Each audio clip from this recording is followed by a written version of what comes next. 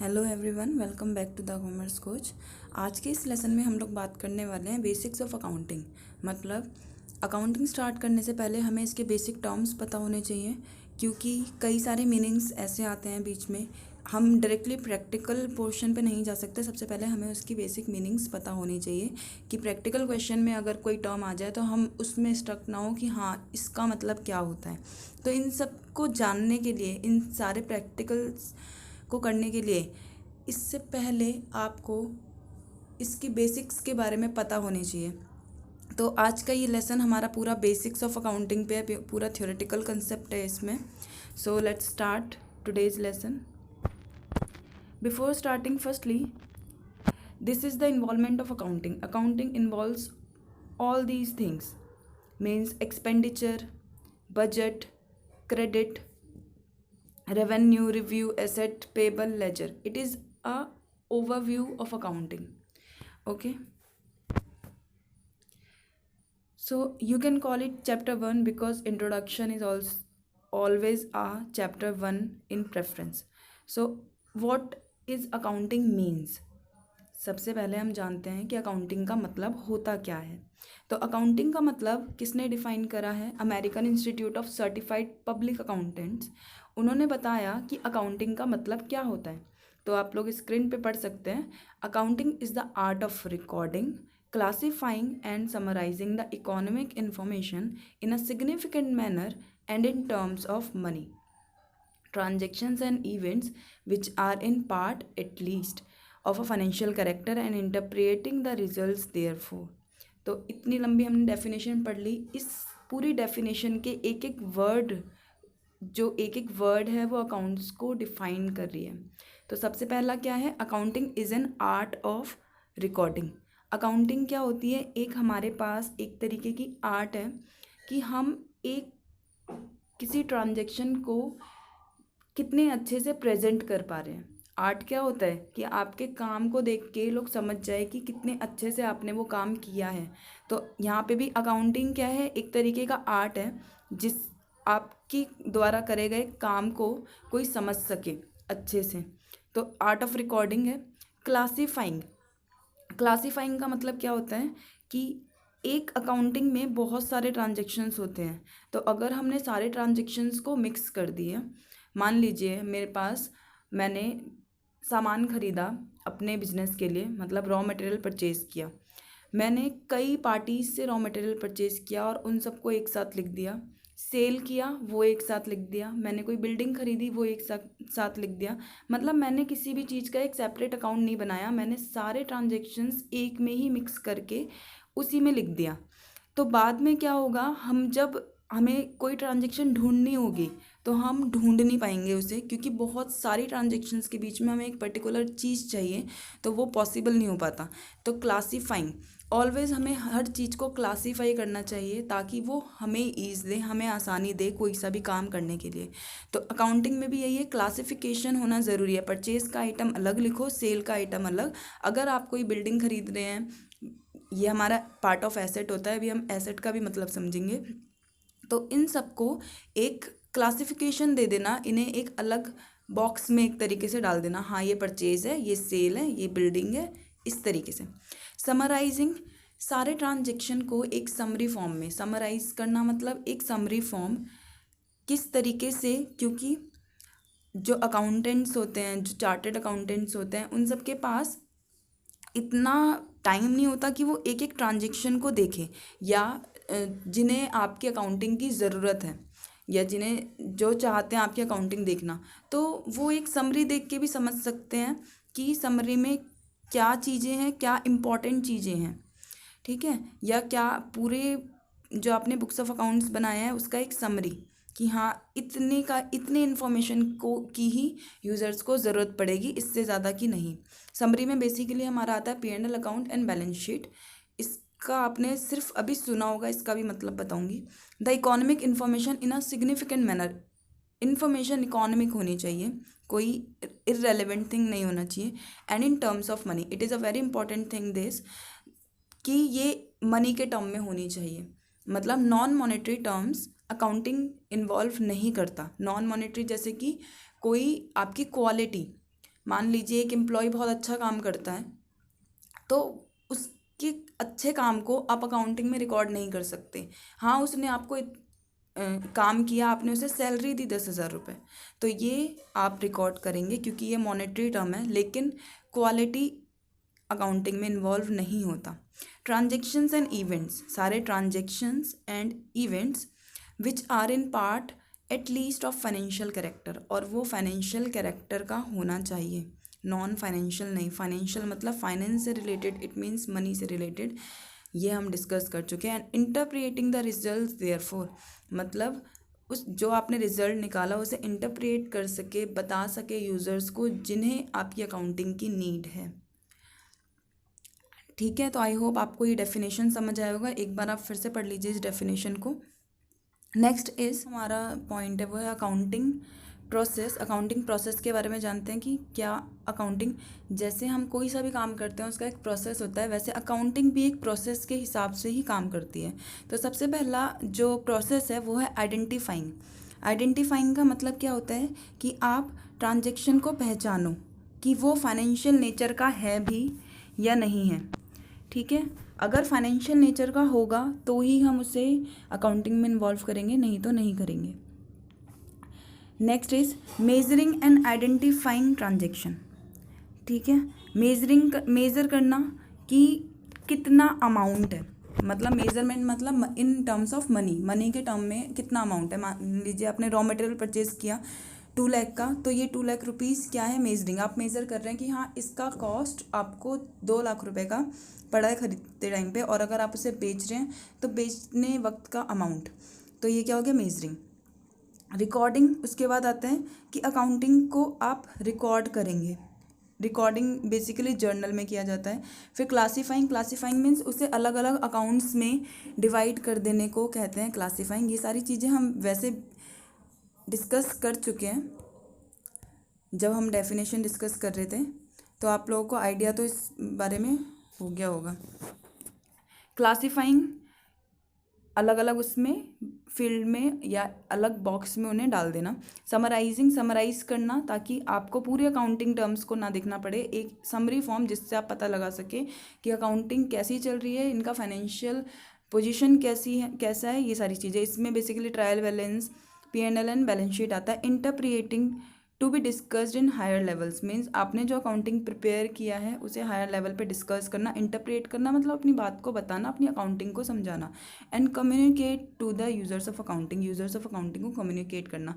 It is important topic, you should remember it because it may come in many exams. Next is objective of accounting. I think ये visual है। Objective of accounting सबसे पहले systematic record of business transaction, book keeping, journal ledger and trial balance. सबसे पहला objective क्या होता है accounting का, मतलब अगर आप अकाउंटिंग कर रहे हैं तो आपको उसका ऑब्जेक्टिव पता होना चाहिए कि क्यों कर रहे हैं हम ये अकाउंटिंग, इसकी ज़रूरत है क्या।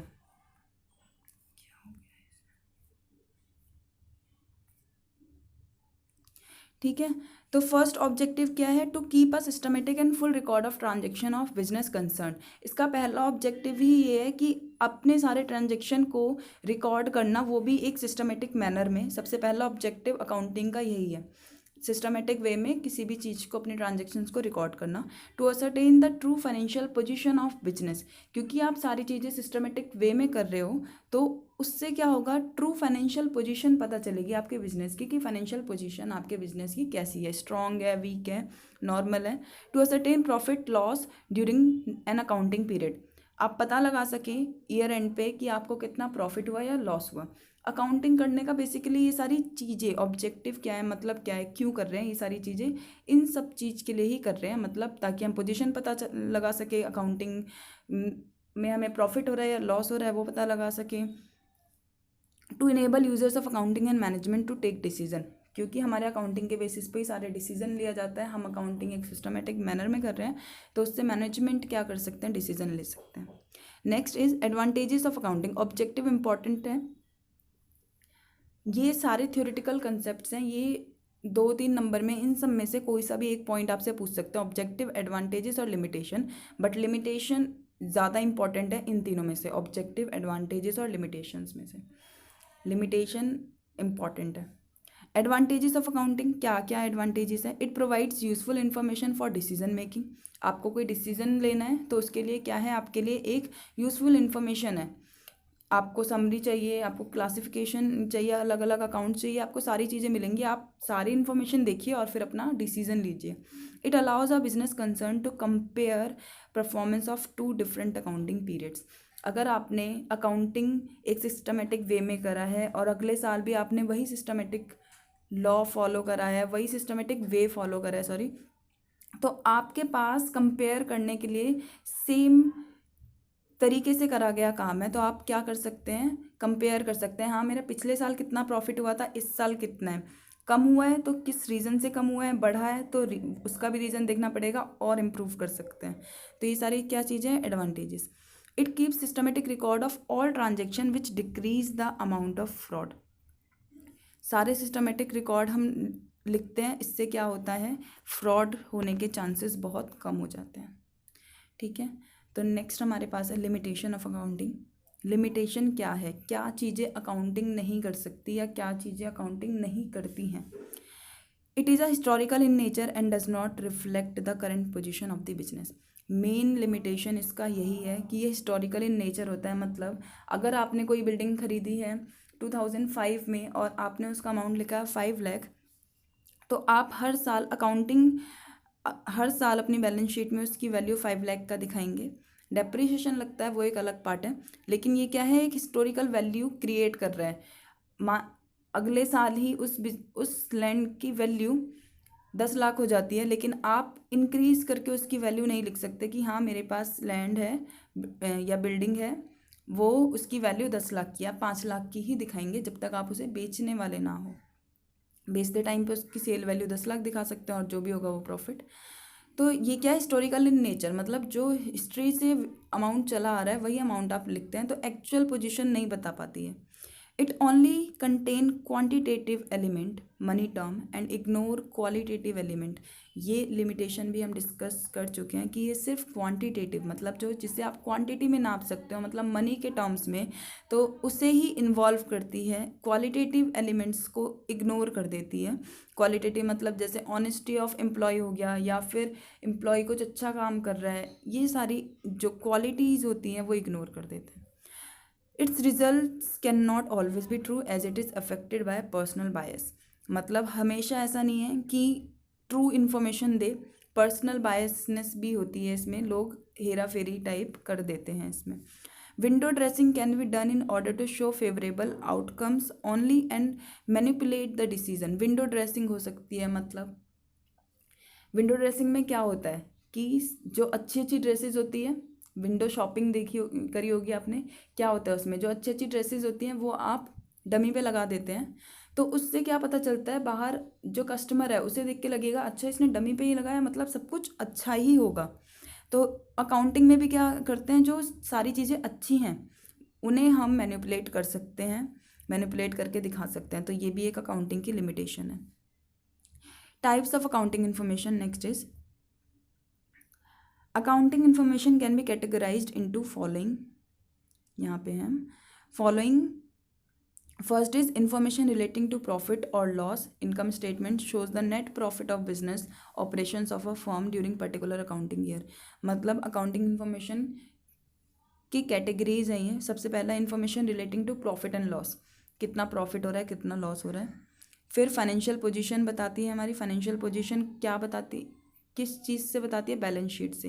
बैलेंस शीट हमेशा हमारे फाइनेंशियल पोजीशन को बताती है, मतलब हम कितने स्ट्रॉन्ग हैं, हमारे पास हमारे कितनी एसेट्स हैं और कितनी लाइबिलिटीज़ या कैपिटल है।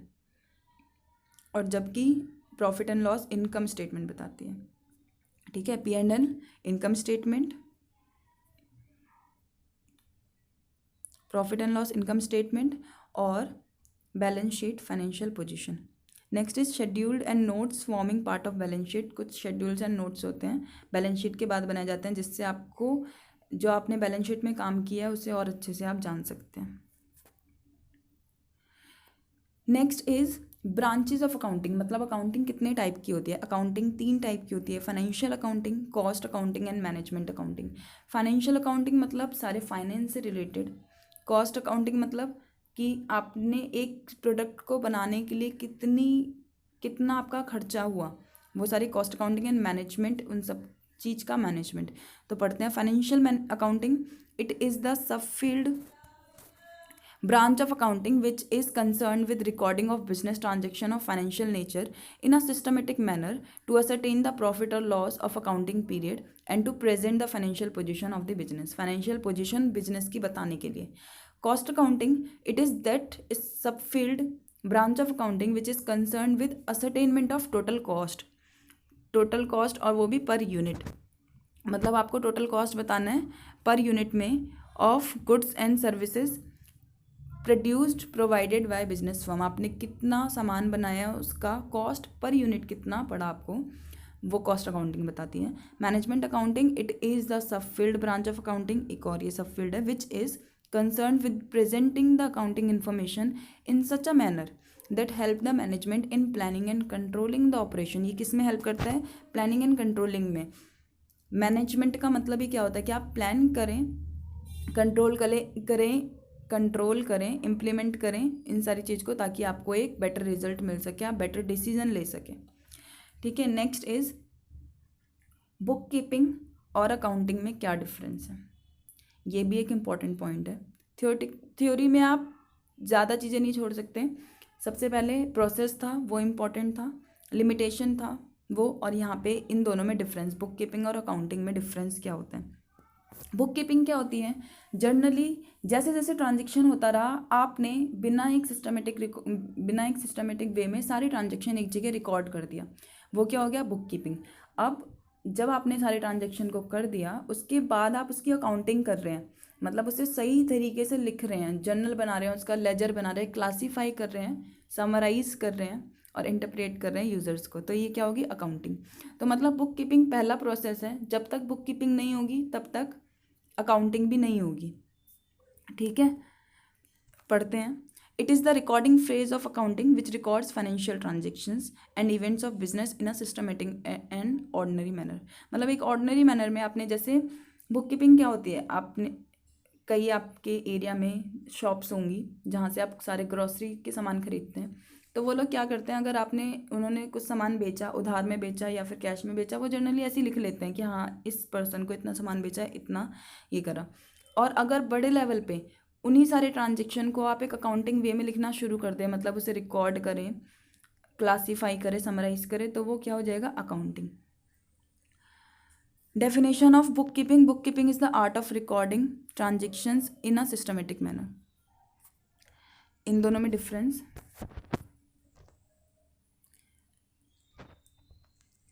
बुक कीपिंग का देखते हैं सबसे पहले। It is the recording phase of an accounting system. Recording phase है, सबसे पहले आप रिकॉर्ड कर रहे हैं। Accounting, it is a summarising phase of an accounting system. ये समराइजिंग फॉर्म है और ये रिकॉर्डिंग। सबसे पहले जब आप रिकॉर्ड कर रहे हैं वो बुक कीपिंग, और उसके बाद समराइज कर रहे हैं, क्लासीफाई कर रहे हैं, वो अकाउंटिंग। बुक कीपिंग में next point, it is a primary stage of basis of accounting, मतलब प्राइमरी स्टेज है, और ये क्या है? सेकेंडरी है। ये प्राइमरी एंड ये secondary. It is routine in nature and does not require any special skill और नॉलेज। बुक कीपिंग को करने के लिए आपको कोई स्पेशल नॉलेज स्किल की ज़रूरत नहीं है। एक दुकान वाला है, वो थोड़ी ना बहुत ज़्यादा पढ़ेगा, अकाउंटिंग चीज़ें सारी देखेगा, कोर्स करेगा, उसके बाद लिखना शुरू करेगा, नहीं, इसमें कोई ज़्यादा स्किल और नॉलेज की ज़रूरत नहीं होती। लेकिन अकाउंटिंग में स्किल और इन्फॉर्मेशन, नॉलेज सबकी ज़रूरत होती है। It is analytical in nature and required special knowledge, इसमें स्पेशल नॉलेज होती है। It is done by junior staff, और ये accounting senior staff. It does not give the complete picture of financial condition of the business. किसी की book keeping को देख के आप नहीं बता सकते कि उसको कितना प्रॉफिट हुआ है, लॉस हुआ है, या उसकी फाइनेंशियल पोजीशन क्या है, लेकिन अकाउंटिंग को देख के बता सकते हैं, क्योंकि अकाउंटिंग कंप्लीट इन्फॉर्मेशन देती है और बुक कीपिंग कंप्लीट इन्फॉर्मेशन नहीं देती। ये आज का गुरु ज्ञान है, पढ़ सकते हैं आप। बहुत अच्छा मोटिवेशन मिलेगा आपको, आराम से पढ़ो और मोटिवेशन खुद से लेना सीखो। आप खुद को जितना मोटिवेट कर सकते हो कोई आपको मोटिवेट नहीं कर सकता। Book keeping is done through computer only now days. ये टिप्स है कि बुक कीपिंग भी नॉर्मली देखते होगे आप, बिल टैली वगैरह पे बिल कटता है, बिल पूरा इन्फॉर्मेशन उस पर बनाते हैं, तो बुक कीपिंग भी अब राइटिंग फॉर्म में नहीं होता, वो भी अकाउंट कंप्यूटराइज्ड हो गया है। फिर होता है यूज़र्स ऑफ अकाउंटिंग। अभी तक हम पढ़ रहे थे ना कि इन्फॉर्मेशन प्रोवाइड करना यूज़र्स ऑफ अकाउंटिंग को, तो अब यूज़र्स ऑफ अकाउंटिंग हैं कौन से? Users of accounting internal users हो सकते हैं या फिर एक्सटर्नल यूज़र्स हो सकते हैं। इंटरनल यूज़र्स कौन होते हैं? जो कि आपके बिजनेस के ही पार्ट हैं, जो पर्सन्स, वो उन लोगों को आपकी अकाउंटिंग की ज़रूरत है। जैसे ओनर्स हो गए, मैनेजमेंट हो गया, मैनेजमेंट के पर्सन हो गए, एम्प्लॉय एंड वर्कर्स हो गए, ये सारे क्या हो गए? एक तरीके से इंटरनल यूज़र आप कह सकते हो घर वाले, यहाँ लिखा भी है ना, घर वाले जितने भी होते हैं वो एक तरीके से हो गए इंटरनल यूज़र। कौन कौन हो सकते हैं? ओनर, ओनर को ज़रूरत पड़ सकती है आपके बुक्स ऑफ अकाउंट की, क्या काम किया है। मैनेजमेंट, ताकि वो डिसीजन ले सके, और एम्प्लॉय एंड वर्कर्स, वो देख सके कि हम जिस कंपनी में या जिस बिजनेस में काम कर रहे हैं उसका एक्चुअल में परफॉर्मेंस कितना है, हमारा फ्यूचर इस कंपनी में कितना ब्राइट है और नहीं है। ठीक है। नेक्स्ट इज एक्सटर्नल, मतलब बाहर वाले। ठीक है।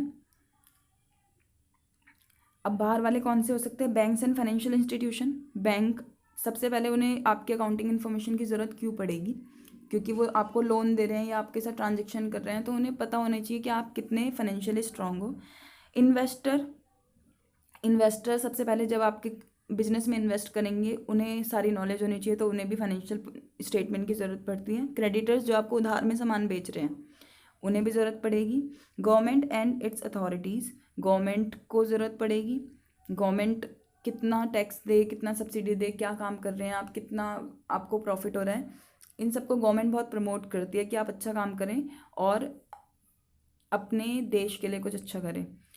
तो सब्सिडीज़ भी कई सारे देती हैं और टैक्स कंप्लाइंसेज, ये सारे चीज़ों के लिए गवर्नमेंट को भी आपके फाइनेंशियल स्टेटमेंट्स की ज़रूरत पड़ती है। Researchers, customers and public, customers को आपके फाइनेंशियल पोजीशन पता होनी चाहिए कि क्या है चीज़ें हैं, किन से वो सामान खरीद रहे हैं। पब्लिक एट लार्ज, क्योंकि पब्लिक भी एक तरीके से इन्वेस्टर होते हैं, इन्वेस्ट करते हैं आपकी बिजनेस में। Next is quantitative characteristics of accounting information. Quantitative characteristics क्या है? Reliability means information must be based on facts and varied through source document by anyone. It must be free from bias and errors. मतलब quantitative, ये सारी क्या है? Qualitative characteristics, मतलब ये सारी क्वालिटीज़ होनी चाहिए। रिलायबल होना चाहिए, आपकी अकाउंटिंग पे कोई विश्वास कर सके। मतलब रिलायबल मतलब आपने जो काम किया है उसका आप सबूत दिखा सके, आपके पास डॉक्यूमेंट्स हो, सोर्स डॉक्यूमेंट्स हो। मान लीजिए आपने दवाई खरीदी है या कोई एक बेसिक एग्जांपल लेते हैं, जैसे आप मेडिकल शॉप पे जाते हैं, आपने मेडिसिन खरीदा, तो मेडिसिन खरीदने का आपके पास क्या प्रूफ होता है? जो आपको वो बिल बना के देते हैं, तो वो क्या हो गया? Source document. सोर्स डॉक्यूमेंट भी एक अलग चैप्टर है, उसमें आप सारे टाइप के सोर्स डॉक्यूमेंट पढ़ेंगे। रेलेवेंस, टू बी इंफॉर्मेशन आपके लिए रेलेवेंट होना चाहिए, ऐसे नहीं कि कोई सा भी सामान, कोई सा भी इंफॉर्मेशन आपने अकाउंट्स में डाल दिया। To be relevant information must be available in time and must influence the decision of users by helping them to perform prediction about the outcomes। मतलब रिलायबल होना चाहिए ताकि यूजर्स प्रिडिक्ट कर सके कि हाँ मतलब कितना आउटकम इससे आ सकते हैं। अंडरस्टैंडेबिलिटी, समझ सकें आप उसे। कंपेरेबिलिटी, कंपेयर कर सकें अपनी इंफॉर्मेशन को, फाइनेंशियल स्टेटमेंट्स को। तो इस लेसन के लिए बस इतना ही है। अगर आपको ये लेक्चर पसंद आया हो तो इस वीडियो को लाइक कर सकते हैं आप, सब्सक्राइब कर दें चैनल को, और अगर लगता है आपके फ्रेंड्स को भी इसकी नीड है तो इसे शेयर करें। Thank you.